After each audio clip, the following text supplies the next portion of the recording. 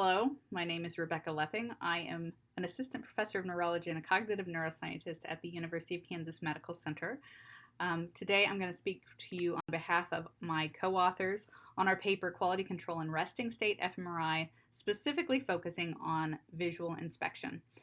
I'm a cognitive neuroscientist, so I approach functional MRI and resting state functional MRI as a tool for helping us understand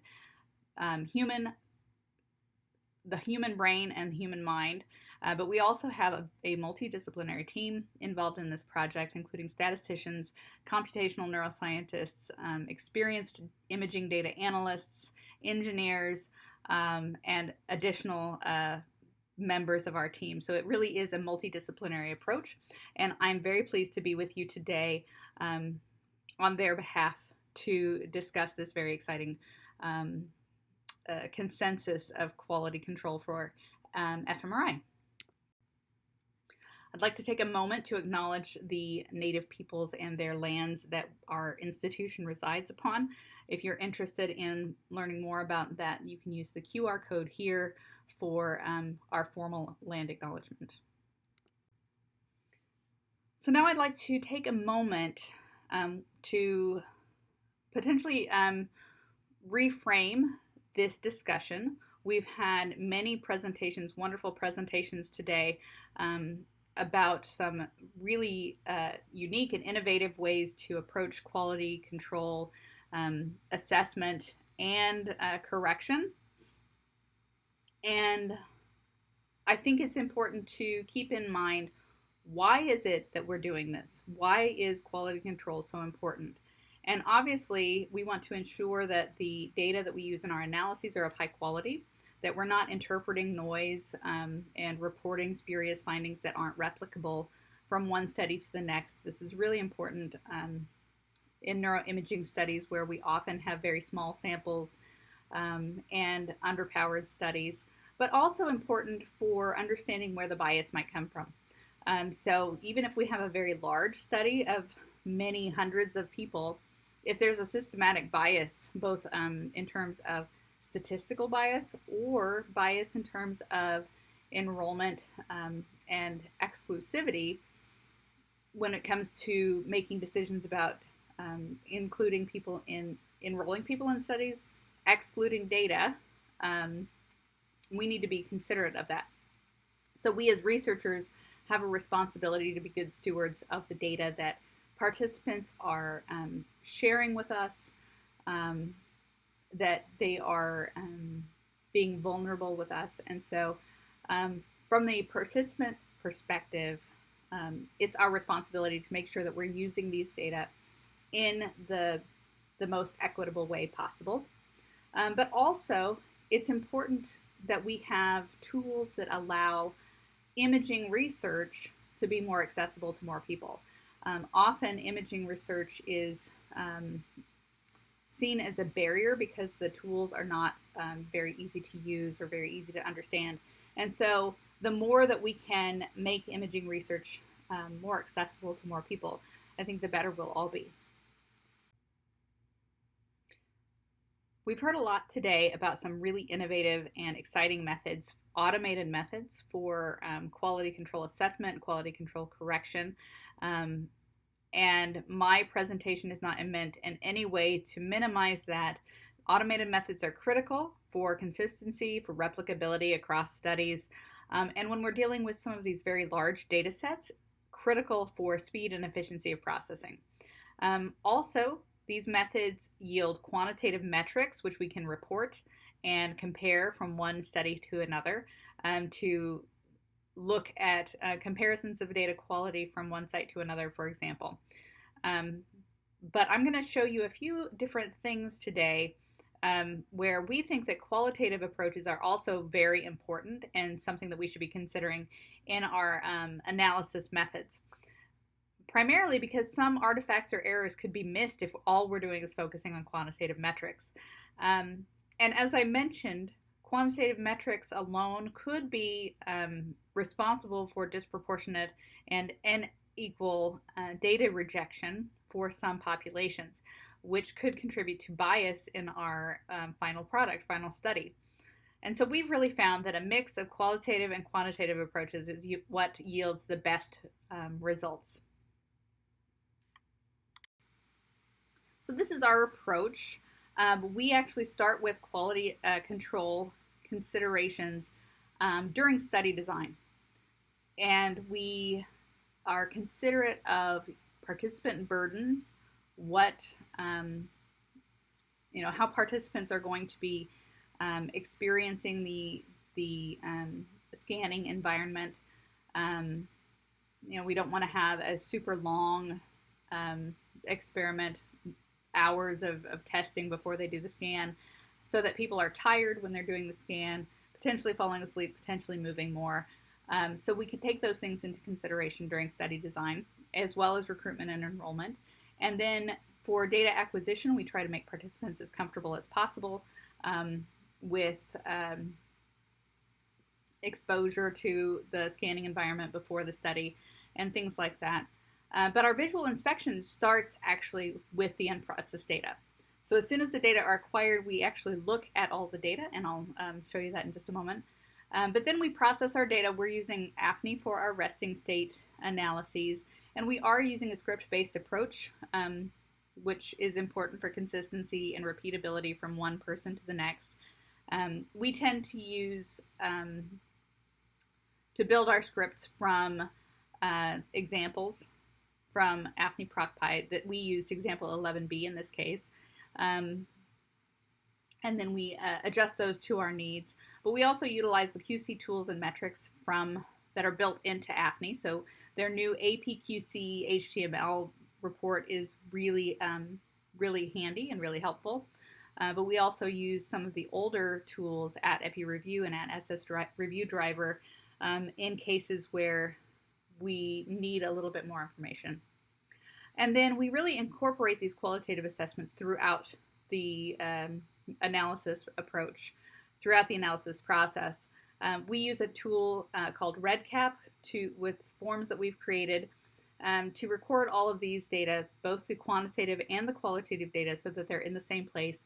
And our decision to include comes at the end when we have all the data in the same place.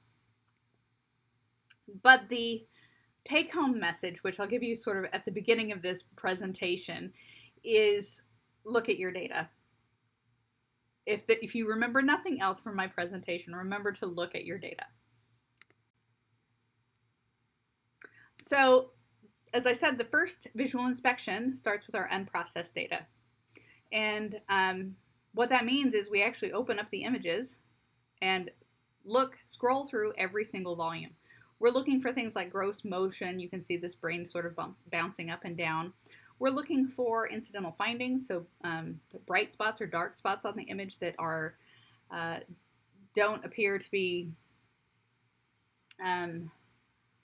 part of the anatomy, or they are part of the anatomy, but it's potentially something that we want to follow up with participants on. We look at, so you can see the signal dropout in the medial prefrontal cortex here. That is pretty common, something that we might want to take note of.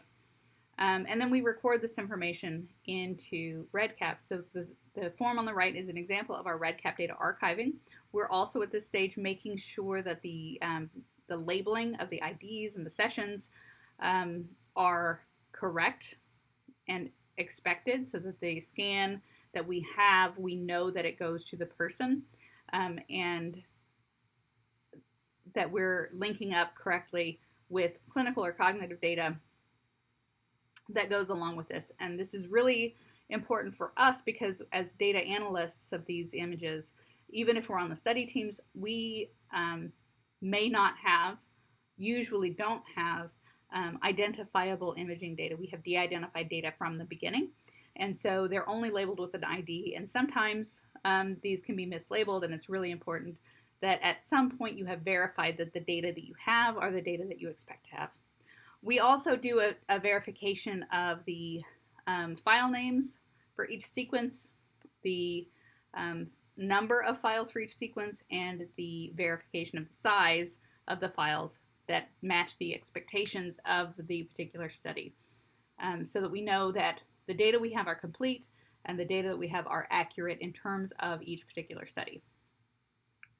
We also incorporate a place for the person who's doing the data entry and doing the data checking to put their initials so that we can follow up with them later in case there are any questions. We're using XNet as our repository for raw data, and then we download those data from XNet to our network computer for analysis, and we also have a verification that the file transfer during that download was correct. Everything that we've incorporated into our QC comes from having to troubleshoot in previous experiences. So we had a study where we were doing analysis of MP-RAGE data, of anatomic data, and some of the data were just looking really strange. We couldn't figure out what was going on. Well, it turns out that half the slices didn't get transferred when we copied them from one place to another. And so had we just had that simple check, we would have known that there was a problem.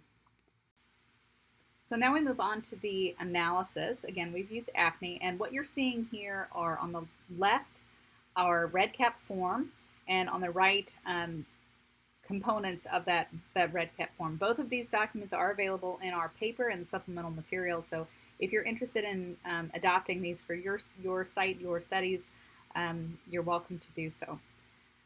Our REDCap form includes information, instructions for the person who's doing the data checking, what to look at, what to enter at the command line, for example. It includes information about who was doing the data checking, when they did it. So we often have a date stamp, date and time stamp for when the data checking was done. So we can go back and should we have changed our methods or realized something, then we can go back to earlier things. Each question for the quality assessment has options for the person to identify something as good or bad, or whether they're unsure and want somebody with more experience to take a look, or a second set of eyes to take a look. And one of the things that we have incorporated into this REDCap document are the images that you see on the right-hand side. So examples of when there might be a problem. So for example, if the data are warped, or if there might be an incidental finding, what that might look like. What does it look like when the alignment is not good? What does it look like when when there's a lot of motion? What do the plots look like? And we found that for people who are new to neuroimaging, sometimes making those assessments and those decisions of what is good and what is not good, when is it a problem and when is it just variation between looking at an EPI image versus looking at a high resolution MP-RAGE. When do you make that decision? When do you make that cutoff is really difficult for people. So we've given them some examples of sort of extreme cases so that they can then know what they're looking at on the screen. And again, we have incorporated qualitative and quantitative steps sort of throughout the process, and have notes boxes in our REDCap for people to put in observations that they make, so that when we have, when it comes time to make the decisions of whether or not to include, we know that somebody has seen an issue, whether they've, it was decided that it was something that we were concerned about or not at that time for when we're making those decisions. So some of the highest reason that we use for excluding data from entire participants would be something like incidental findings, like you see here, this hypointensity in the midline. When those incidental findings might be related to study exclusions. So if there were evidence of a stroke and stroke was an exclusion for the study, that would be a reason for excluding the data. Or if, like this, they're potentially causing midline shift, or something that could affect the data labeling and localization of the activation if we're combining across participants. Motion is also an issue that I think we've heard a lot about today. We talk a lot about motion artifacts in functional MRI and how to deal with those. We use censoring and rely on censoring to solve this issue, and I'm happy to talk more about that if you are interested. But this particular QC data set had relatively little motion. So the sensor fraction in the top left shows the distribution of motion censoring in this QC data set. The mean was around 11%. And even though there were a few data sets that were higher than that, up to about 75%, that's relatively little, and it's a fairly skewed data set with most of the participants having very little motion. Max displacement is another metric that sometimes is used to decide to exclude participants. And you can see that's fairly highly correlated with sensor fraction. So sometimes when people have high sensor fraction, they will also have high max displacement, but that's not always the case. As you see, there are quite a few that had 2 millimeters or less displacement, but over 60% were actually censored. This is an example of a plot, the red and green plot there, showing the red bars of the data that were censored at 73%. So this is an output from AFNI's QC that shows high censoring. Sometimes the distribution is different, so you might have a large section where a person didn't move very much, and then all the censoring happened in a big chunk. Or like this person, is fairly evenly distributed across. And then I just wanted to share a little bit about some data that we typically get. So on the bottom plot there, you have adults and children, and you see the sort of average for adults is about 11%. It sort of clusters below 50%. But children really have a wide distribution across the range. And so, as I said, we do not typically use motion as a criteria for excluding data.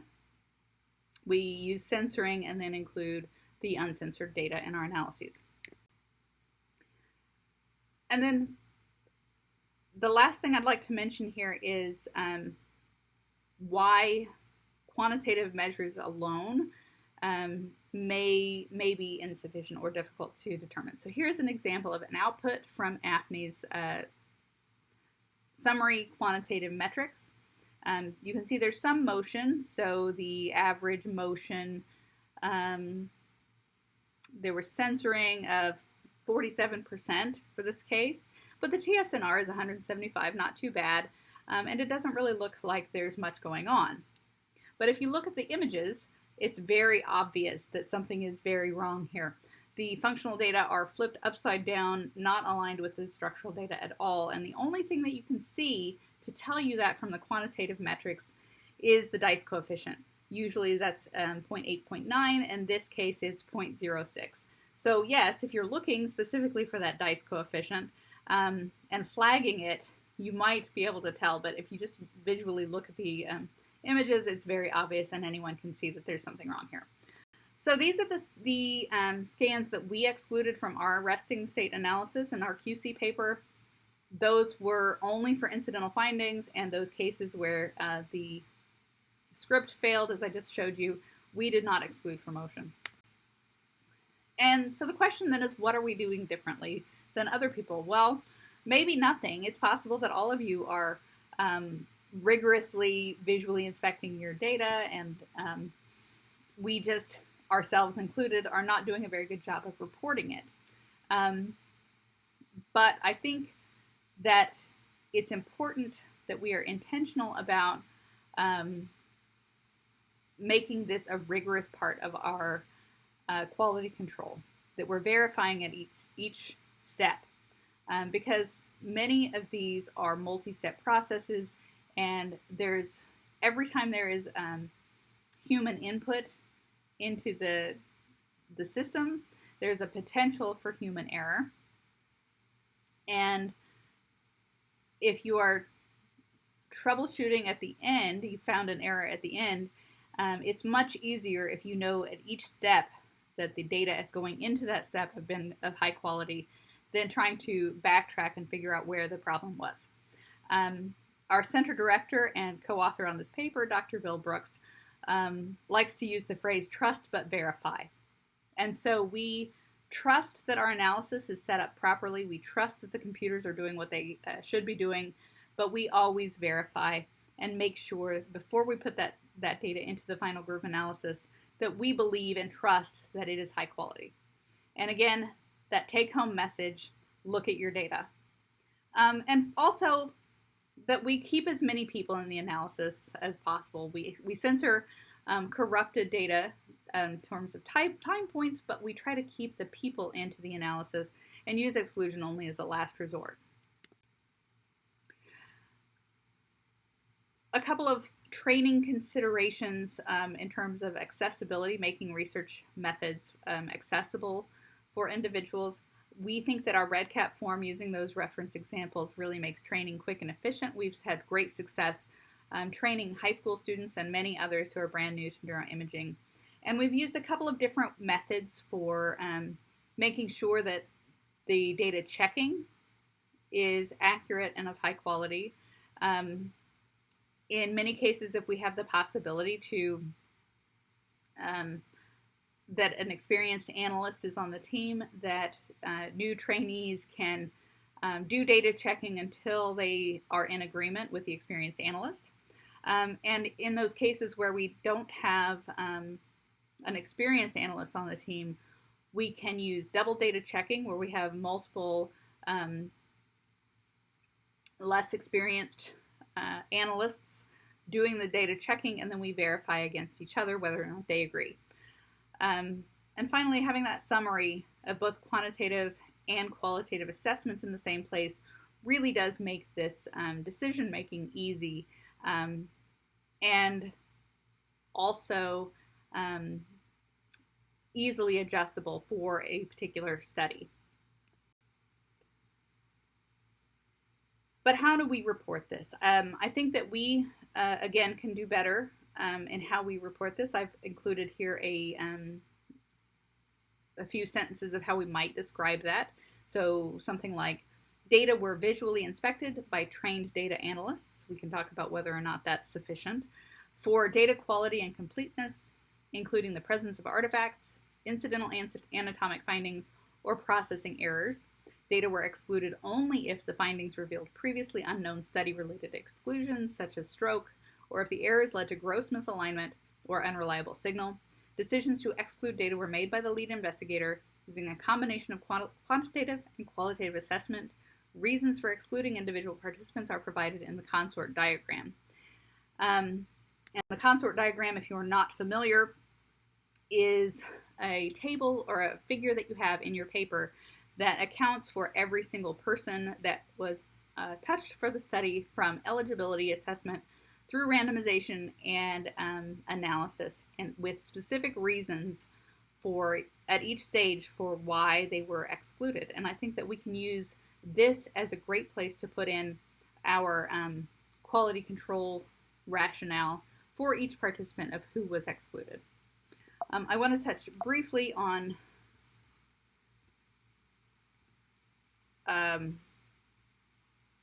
the paper from Russ Poldrack and team from 2008, where describing what we should be reporting in functional MRI studies. One of the things that was really not discussed much in that paper was quality control, how we measure quality in our data and how we're ensuring data quality. They do have a brief comment of including something like a voxel map of voxels that were included in the analysis, or some other QC image, which I think is a great idea. But I'm really glad that we are here today talking about, as a field, how we can come to some sort of consensus agreement on what is good quality data, how do we assess good quality data for the field, and can update those methods. So with that, I'd like to thank the organizers and the Frontiers topic editors, thank my co-authors for all of their input onto this paper, and I think that it's just fantastic that we're coming to a consensus on quality control and that we're sharing these methods with one another. Thank you very much.